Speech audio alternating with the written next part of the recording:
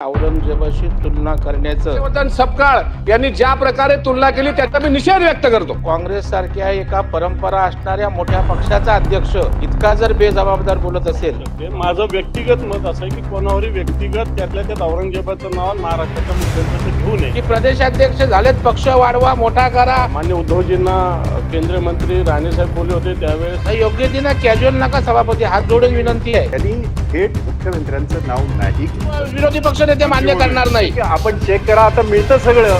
मी खोटं सांगून काय मला काय मिळणार आहे? नाही, मी त्यांना गंभीरता सांगितली याची। मुख्यमंत्र्यांच्या बाबत जे वक्तव्य केलं गेलं त्यांची तुलना औरंगजेबाबत केलेली आहे। हे जर आपल्या दर्शनात आलं, नियमाप्रमाणे कारवाई करण्यात येईल आणि गंभीर दखल शासनाने घेतली आहे। आज औरंगजेबाच्या या थडग्याला संरक्षण देण्याच्या बाबतीमधला निर्णय सरकारला घ्यावा लागतोय। एक घाणेरड्या अशा प्रकारचं कृत्य सन्माननीय देवेंद्र फडणवीस साहेब हे एक उत्तम प्रशासक म्हणून महाराष्ट्रानं गेल्या 5 वर्षात पाहिलेलं आहे आणि आजही उत्तम पद्धतीनं राज्याचा कारभार चालवत असताना त्या ठिकाणी काँग्रेसचे प्रदेशाध्यक्ष यांनी देवेंद्रजींची तुलना औरंगजेबाशी, त्याचा क्रूर प्रशासक जसा औरंगजेब होता तशा प्रकारे औरंगजेबाशी तुलना करण्याचं एक घाणेरड्या अशा प्रकारचं कृत्य त्यांनी त्या ठिकाणी केलेलं आहे आणि हा महाराष्ट्राचा अपमान आहे। हा केवळ प्रश्न देवेंद्र फडणवीस साहेब मुख्यमंत्री हा त्यांचा व्यक्तिगत अपमान नाही, तर महाराष्ट्र आपलं देशाला आदर्श ठरणारं,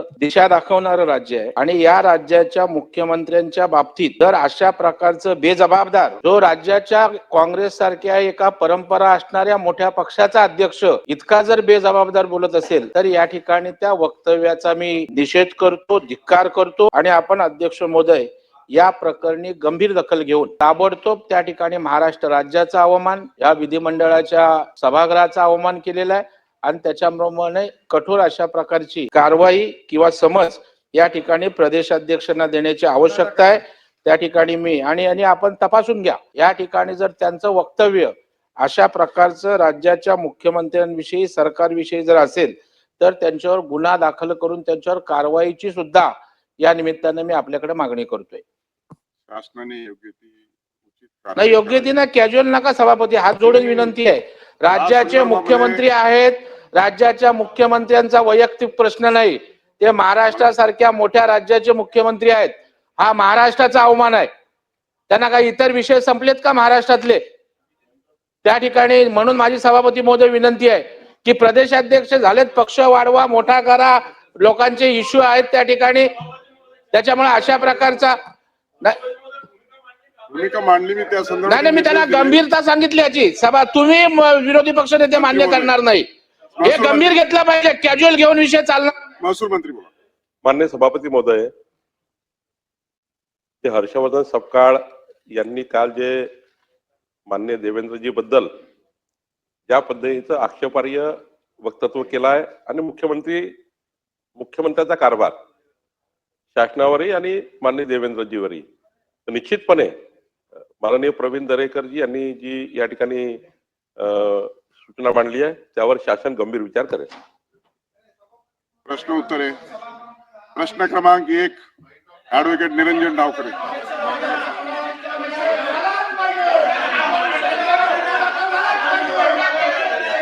मला असं वाटतं की प्रश्नोत्तराचा तास असल्याने आपण भूमिका मांडलेली आहे। वरिष्ठ मंत्री या सभागृहात बसलेले आहेत, महसूल मंत्री, त्यांनी या संदर्भामध्ये शासनाची भूमिका सांगितलेली आहे। मला वाटतं आपण पुढे जाऊया।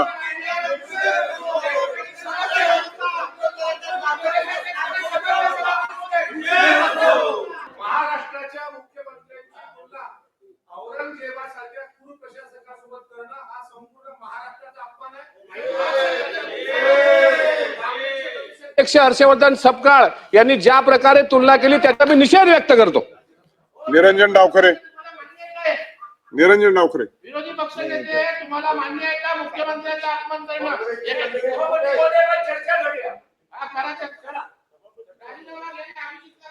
सभापती महोदय याच्यावर चर्चा करायची असेल तर चर्चा चांगली होऊ शकते। माझं व्यक्तिगत मत असं आहे की कोणावरही व्यक्तिगत त्यातल्या त्यात औरंगजेबाचं नाव महाराष्ट्राच्या मुख्यमंत्र्यांचं घेऊ नये, पण हे राज्य सरकार औरंगजेबीचं वृत्तीचं आहे असं म्हणायला काहीच हरकत नाही. परंतु देवेंद्र फडणवीसांना राज्याच्या कोणत्याही मुख्यमंत्र्यांना असं अपमानास्पद, कारण मला माहित आहे एकदा मान्य उद्धवजींना केंद्रीय मंत्री राणेसाहेब बोलले होते, त्यावेळेस प्रशासनाने कारवाई केली होती. माझं मत असं आहे की व्यक्तिगतरित्या तेही देवेंद्रजी फडणवीसांना औरंगजेब ह्या नावाने बोलणं चुकीचं आहे, हे मीही मान्य करतो. पण हे माझं मत आहे. या संदर्भामध्ये प्रवीण दरेकर, अमोल मिटकरी आणि विरोधी पक्ष नेते बोललेले आहेत. शासनाने भूमिका सांगितलेली आहेत आणि शासनाने एकदा भूमिका जाहीर केल्याच्या नंतर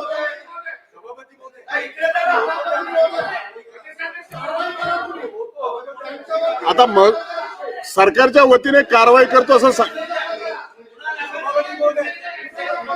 महसूल मंत्री माननीय सभापती महोदय, आपण जरा जागेवर बसा.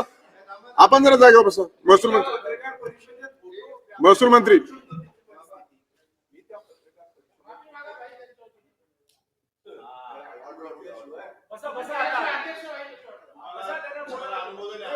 सभापती महोदय, मी त्या पत्रकार परिषदेमध्ये होतो. रत्नागिरी याच्यामध्ये जिल्ह्यामध्ये नाही, सिंधुदुर्ग मधून एक दिवस अगोदर, बरोबर आहे, पुढून मी रत्नागिरीलाच होतो. आणि त्या ह्याच्यामध्ये पत्रकारांचे जे काही प्रश्न येत होते, जे नेहमी येतात, तुम्हाला येतात, आम्हाला येतात. आणि अध्यक्ष सन्माननीय हर्षवर्धन दादा सकपाळ यांना त्यांनी तो प्रश्न विचारला की फरक काय मागच्या सरकारमध्ये आणि या सरकारमध्ये, फरक काय. आणि त्याच्या अगोदरच औरंगजेबाचा उल्लेख झाला आणि त्यांनी स्पष्टपणे औरंगजेबाचा त्याच्यासारखा क्रूर प्रशासक नाही, एवढंच नव्हे तर औरंगजेबाने त्याच्या वडिलांना, त्याच्या भावाला आणि जे काय सगळं त्यांनी इतिहासाची सगळे दाखले त्यांनी ते म्हणाले. आणि त्याच वेळेला हा प्रश्न आला की सध्याचं शासन काय. त्यावेळेला त्यांनी मुख्यमंत्र्यांचं नाव घेतलेलं नाही, हे मी फार जबाबदारीने सांगतोय. आणि आता काही चेक करता येतं, कारण ते सगळं ह्याच्यावर असतंच की आपल्या पत्रकारांकडे असतं. म्हणजे आपल्याला काय वाटतंय त्यापेक्षा तेच फार हुशार असतात सगळे, आणि आपल्याकडचे तर जास्त हुशार आहेत, आपल्याला माहिती आहे. त्यामुळे त्यांनी थेट मुख्यमंत्र्यांचं नाव नाही घेतलं. ते हे मात्र जरूर बोलले की एक मिनिट, शासन शासन शासन शासन शासन आणि म्हणून आपण चेक करा. म्हणून मी म्हटलं की आपण चेक करा. आता मिळतं सगळं. मी खोटं सांगून काय, मला काय मिळणार आहे. परंतु मी त्या ह्याच्यामध्ये होतो म्हणून आपल्याला सांगण्याचा प्रयत्न करतोय की अशा पद्धतीचं व्यक्तिगत कुठल्याही व्यक्तीच्या विरोधामध्ये त्यांनी कसलंही वक्तव्य केलेलं नाही. त्यांनी हे मात्र जरूर म्हणालेले आहेत की आताच शासन, आताच सरकार हे त्या प्रवृत्तीचं आहे, हे ते मात्र नक्कीच म्हणालेले आहेत. आणि त्यांनी काही चुकीचं म्हणालेलं नाही. शशिकांत शिंदे.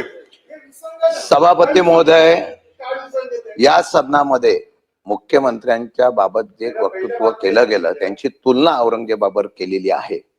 त्या बाबतीमध्ये निश्चितपणाने औरंगजेबाची तुलना कोणत्याही व्यक्तीची किंवा कोणत्याही मोठ्या पदाच्या व्यक्तीशी होऊ नये, या बाबतीमध्ये निश्चितपणाने आम्ही समर्थन करतो.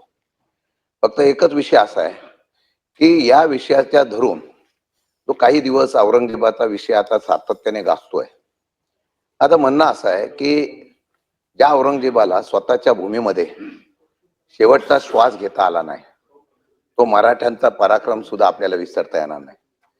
27 वर्ष या महाराष्ट्राच्या मराठ्यांनी औरंगजेबाला या महाराष्ट्राला जिंकू देता आलं नाही. त्याला शेवटी या महाराष्ट्राच्या भूमीमध्ये स्वतःचा शेवट अगदी दुःख अंतःकरणाने खचून जाऊन मी महाराष्ट्राला पराभूत करू शकलो नाही म्हणून त्याला शेवटचा श्वास याच महाराष्ट्राच्या भूमीमध्ये स्वतःला दफन करून घेता आला. मी एक मिनिट मी सांगतो ना, त्यामुळे मी तुलना करत नाही. मला एकच काय म्हणायचं आहे, आज मुद्दा सोडून आज औरंगजेबाच्या या थडग्याला संरक्षण देण्याच्या बाबतीमधला निर्णय सरकारला घ्यावा लागतोय. कायदा सुव्यवस्था ही भूमिका बघून सुरक्षा या ठिकाणी घ्यावी लागते.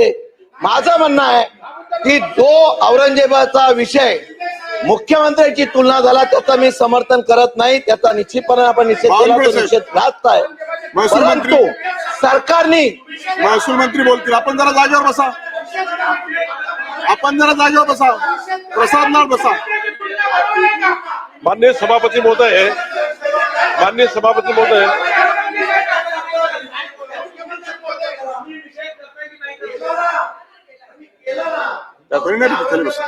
सभापती महोदय, माननीय मुख्यमंत्र्याबद्दल जे काही आक्षेपार्ह वक्तव्य हर्षवर्धन सपकाळ यांनी केलं आहे, हे जर आपल्या निदर्शनास आलं तर नियमाप्रमाणे कारवाई करण्यात येईल आणि गंभीर दखल शासनाने घेतली आहे.